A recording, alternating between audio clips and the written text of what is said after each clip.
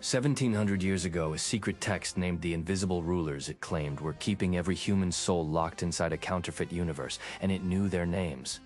The text called these rulers the Archons, cosmic prison wardens, and it described their leader as a blind, arrogant god who mistook himself for the only god in existence. This same text claimed that a hidden divine spark lives inside every human, and that the Archons have been working ever since to make sure you never find it.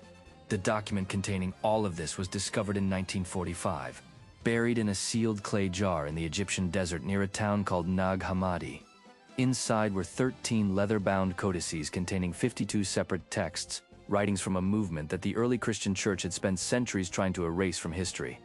This was Gnostic Christianity, a tradition that taught a radically different origin story for the universe, one in which creation itself was an act of cosmic catastrophe. In the mainstream story, God creates the world and calls it good. In the Gnostic version, the world was made by accident, by a lesser flawed being who had no idea what he was doing.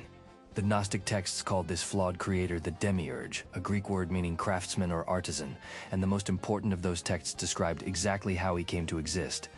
That text is called the Apocryphon of John, the secret book of John, and it is the single most important document recovered from the Nag Hammadi find.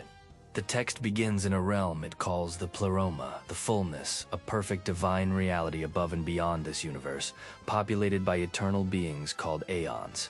One of those Aeons, named Sophia, meaning wisdom, acts without her divine partner's knowledge and produces something imperfect, a flawed emanation she immediately tries to hide.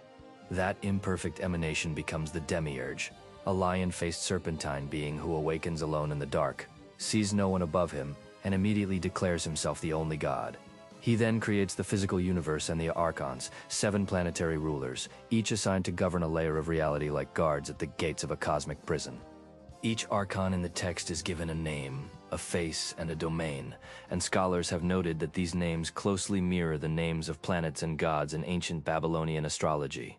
The text then describes how humans were created, not by the Demiurge's power, but by a divine spark of light accidentally transmitted into the human form from the Pleroma above. This is the core of the Gnostic claim. You are not a creature of this world. You're a fragment of a higher reality that has forgotten where it came from. The Archon's function, the text says, is to keep that spark confused, distracted, and asleep, bound by fate, forgetfulness, and the weight of material existence. Knowledge, specifically the knowledge of your true divine origin, is presented as the only key that can dissolve those chains, which is why the text calls itself a secret book. The early church declared these texts heresy and destroyed every copy it could find, which is almost certainly why someone sealed them in a jar and buried them in the Egyptian desert around 350 CE. When those texts resurfaced in 1945, scholars realized that an entire branch of early Christianity, with its own cosmology, its own scriptures, and its own vision of liberation, had nearly been erased from the record of human thought. The Apocryphon of John survived against almost impossible odds, and its central question, "Are you more than this world told you you were?" has never stopped being relevant. Someone buried the answer in a jar in the desert for 1500 years because the wrong people reading it was considered dangerous. Subscribe to History Retold for the ancient texts and forgotten traditions that almost never made it out.